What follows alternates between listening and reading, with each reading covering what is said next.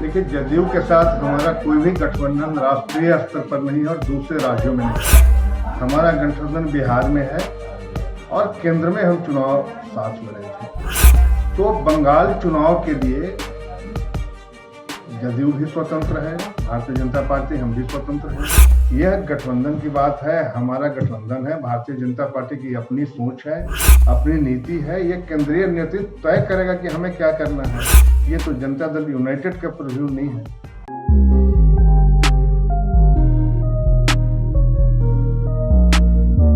नमस्कार, स्वागत है आपका भारत लाइव में। मैं हूं आपके साथ विशाल यादव।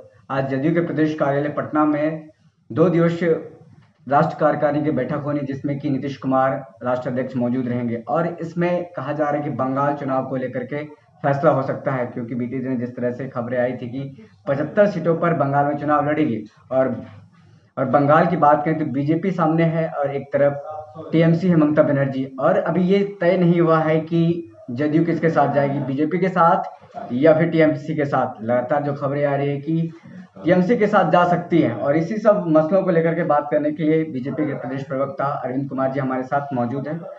सर, ये बताइए कि अभी तक फैसला नहीं हुआ है कि आप लोग साथ में लड़ेंगे, जिस तरह से बिहार में साथ में है, बंगाल में साथ में लड़ेंगे, फिर अलग अलग लड़ेंगे। देखिए, जदयू के साथ हमारा कोई भी गठबंधन राष्ट्रीय स्तर पर नहीं है और दूसरे राज्यों में नहीं। हमारा गठबंधन बिहार में है और केंद्र में हम चुनाव साथ लड़े थे। तो बंगाल चुनाव के लिए जदयू भी स्वतंत्र है, भारतीय जनता पार्टी, हम भी स्वतंत्र हैं। इसलिए वो स्वतंत्र है जिनके साथ लड़ सकते हैं, और किनके साथ गठबंधन होगी नहीं होगी ये बंगाल इकाई तय करेगी और हमारी जो केंद्रीय नेतृत्व है भारतीय जनता पार्टी का, वो तय करती है। हाँ जी, जिस तरह से आपने कहा कि राष्ट्रीय स्तर पर हमारा गठबंधन नहीं है, लगातार जदयू की तरफ से ये कहा जा रहा है कि एलजेपी को, जो आपके साथ एनडीए में है, उनको राष्ट्रीय स्तर पर हटाया जाए, एनडीए में जो केंद्र में शामिल है उस पर हटाया जाए। देखिए, एलजेपी हमारा चुनाव के पूर्व का गठबंधन केंद्र में है। केंद्र का जब चुनाव हुआ था तब से है, और उनको हटाने नहीं हटाने की बात तो जदयू नहीं ना कह सकती। जदयू अपना विचार दे सकती है। यह गठबंधन की बात है, हमारा गठबंधन है। भारतीय जनता पार्टी की अपनी सोच है, अपनी नीति है। यह केंद्रीय नेतृत्व तय करेगा कि हमें क्या करना है। ये तो जनता दल यूनाइटेड का प्रीव्यू नहीं है। चलिए सर, एक सवाल और है कि जिस तरह से अगर बिहार में एनडीए में शामिल है बीजेपी और जदयू, अगर आने वाले दिनों में बंगाल की बात करें तो बंगाल में टीएमसी के साथ जदयू चली जाती है, तो क्या इफेक्ट बिहार की राजनीति में देखने को मिलेगा? बिहार की राजनीति में देखने को कुछ नहीं मिलेगा। जैसे हम लोग काम कर रहे हैं उसी तरह करेंगे। ये सोचना है जदयू को कि बंगाल की राजनीति में वो कहाँ जाते हैं, कहाँ नहीं जाते हैं, ये उनकी पार्टी का एजेंडा है। हमारे सेहत पर कोई प्रभाव नहीं पड़ेगा। हम सशक्त तरीके से बंगाल में चुनाव में लड़ेंगे, चाहे वो जनता दल यूनाइटेड हमारे साथ हो नहीं हो। और ये तो आने वाला भविष्य बताएगा, ये हमारी नेतृत्व तय करेगी। इसलिए हमारे सेहत पर कोई असर नहीं पड़ता है। ये जनता दल का अपनी क्या सोच है, ये उनकी सोच हो सकती है जी। जिस तरह से लगातार हम देख रहे हैं कि जदयू में कहीं ना कहीं अभी तल्खी बढ़ी है। जिस तरह से कल खबरें आई थी कि बीजेपी अरुणाचल प्रदेश के 6 विधायकों को तोड़ करके अपने पार्टी में लाया, तो कहीं ना कहीं जदयू के नेताओं में अंदर खाने जो खबर है, कहीं ना कहीं रोष व्याप्त है, थोड़ा सा गुस्सा दिख रहा है चेहरे पे। अगर बात करने जाते हैं तो ठीक से बात नहीं कर पा रहे हैं वो। और इसके बारे में क्या कहिएगा इसे? देखिए, अरुणाचल प्रदेश में जनता दल यूनाइटेड तो हमारे साथ कोई गठबंधन बनाकर तो चुनाव नहीं लड़े थे। तो अब उनके दल के अगर विधायक हमारे दल में आए हैं, स्वागत है। हमारा तो कोई न पूर्व में उनका गठबंधन था चुनाव के पूर्व। और रही कि अगर उनके दल के विधायक वो खुद नहीं अगर रोक पा रहे हैं, तो इसमें हमारी क्या गलती है? अगर वो कांग्रेस में चली जाती, उससे तो अच्छा न है कि कम से कम हम दोनों का मन मिलता है, हमारे यहाँ ही रही। और फिर सवाल है कृषि बिल को लेकर के। कृषि बिल पर लगातार आपको समर्थन मिल रहा है, आपने कहा कि हाँ, कृषि बिल हम वापस नहीं लेंगे। और वहीं जदयू का स्टैंड है कि केसी त्यागी ने कहा है कि नहीं, जल्दी जल्दी में लाया गया, हरवरी में लाया गया बिल है। देखिए, केसी त्यागी क्या, केसी त्यागी तो हमारे एक पार्ट है और ये दोनों सदनों से पारित है। जनता दल यूनाइटेड के भी सांसद राज्यसभा में भी है, लोकसभा में है। असल इन बातों में कोई दम नहीं है। जब दोनों सदन ने बहुमत से पारित किया है, राष्ट्रपति के पास गया, अधिसूचना निर्गत हुई है, कानून बनी है, तो यह कहना मुझे नहीं लगता है कहीं से उचित है। बिहार में एक चीज और लेकर के बिहार की राजनीति धीरे धीरे गर्मा रही है, वो है लव जिहाद। जिस तरह से दूसरे राज्यों में का बात करें तो लव जिहाद कानून बनाया गया है कि अगर लव जिहाद के तहत कोई भी इस तरह से करते पकड़ाता है तो उस पर कानूनी कार्रवाई होगी।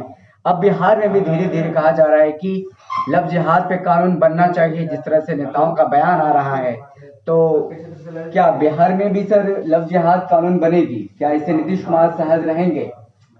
देखिए, सहज किसी व्यक्ति के सहज असहज या किसी पार्टियों के आंतरिक सहज असहज से इस पर विशेष असर नहीं पड़ना चाहिए। इसलिए कि समाज में जो कुरीतियां फैल रही है, जिससे समाज में जो नए यूथ हैं, युवा हैं, वो गलत रास्ते पे जा रहे हैं, इसका गलत उपयोग हो रहा है। तो समाज में सुधार के लिए इन कानूनों की आवश्यकता है, समय की मांग है। अतः उन्हें भी इस दिशा में पहल करनी चाहिए और भारतीय जनता पार्टी इसके पक्ष में है, क्योंकि जो समाज को तोड़ता है, गलत आचरण को बढ़ावा देता है, गलत रास्ते पे जो अगर जा रहे हैं युवा, तो उनको कहीं ना कहीं रोकना हमारा धर्म है और इस पर बिहार में भी कानून निश्चित बननी चाहिए। लव जिहाद के कानून की बात करें तो मुख्यमंत्री नीतीश कुमार है, कानून उन्हीं को बनाना है। नहीं, कानून उन्हें बनाना नहीं है, सदन में पास होती है। सदन में हमारा दल भी है और भी दल है, इस पर बैठ के परिचर्चा होनी चाहिए, विचार होनी चाहिए, एक परसेप्शन बननी चाहिए, लोगों की राय लेनी चाहिए। उसको एक कानूनी जामा पहनाने के लिए फिर सदन में जाएगा, चर्चा होगी, इसमें सारे दल होंगे। तो ऐसा नहीं है कि वो केवल मुख्यमंत्री का अधिकार क्षेत्र में है, इसकी एक प्रक्रिया होती है और हमें लगता है कि जो समय है, समय की मांग है कि इसकी ओर पहल करनी चाहिए।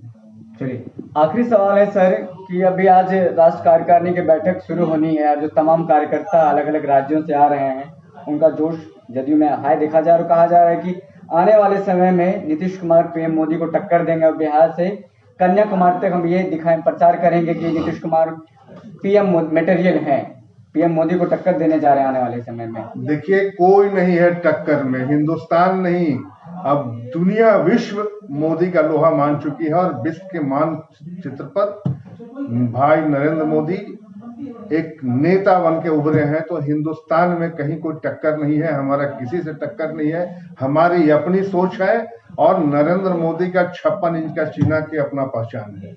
नीतीश कुमार भी टक्कर में नहीं है, कहीं कोई नहीं है। हिंदुस्तान के सर्वमान्य लीडर भाई नरेंद्र मोदी हैं और नीतीश कुमार भी भाई नरेंद्र मोदी को ही मानते हैं। बीते दिनों की बात करें तो नीतीश कुमार भी बीते दिनों से पीएम मटेरियल को खुद पे तौर पर देख रहे थे, लेकिन जिस तरह 2014 में फिर शांत हो गए कि नहीं। स्वाभाविक तौर से आप समझ सकते हैं कि उन्होंने भी नरेंद्र मोदी की नेतृत्व को स्वीकार किया है और निश्चित तौर पे सर्वमान्य नेता, देशभक्त, देश के प्रति आस्था, देश के प्रति एक बड़ी सोच रहने वाली, आम लोगों का सोच रखने वाली, ऐसे प्रखर नेतृत्व नरेंद्र मोदी के रूप में इस देश को मिला है। तो नीतीश जी ने भी स्वीकार किया है एक अच्छे नेतृत्व, ये उनके अच्छे गुण हैं जो नरेंद्र भाई मोदी को उन्होंने स्वीकार किया, एक अच्छे लीडर को स्वीकार किया। और जब विश्व स्वीकार कर रही है तो बिहार की तो स्वाभाविक है कि हम भी उसी ओर जा रहे हैं। चलिए, बहुत बहुत धन्यवाद सर। आप देख रहे थे बीजेपी के प्रदेश प्रवक्ता अरविंद कुमार को, इन्होंने हर सवालों का जवाब मुखर होकर के दिया और साथ ही कहा कि बंगाल में चुनाव में हम जदयू के साथ लड़ें या फिर अकेले लड़ें, हम ममता के खिलाफ मजबूती के साथ लड़ेंगे, हमें कोई फर्क नहीं पड़ता है कि बंगाल में हम अकेले लड़ें जदयू के साथ हैं। आप देख रहे हैं भारत लाइव, मैं हूं आपके साथ विशाल यादव। धन्यवाद। अगर ये वीडियो पसंद आई और वह बिहार के राजनीति और बिहारियत से सरोकार रखेनी तो सब्सक्राइब बटन दबा के चैनल के सब्सक्राइब कर ली।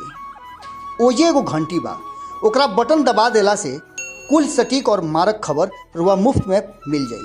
अगर रुआ पत्रकारिता के हमनी के नया प्रयोग में सहयोग कर चाहतानी तो ज्वाइन बटन दबा दी।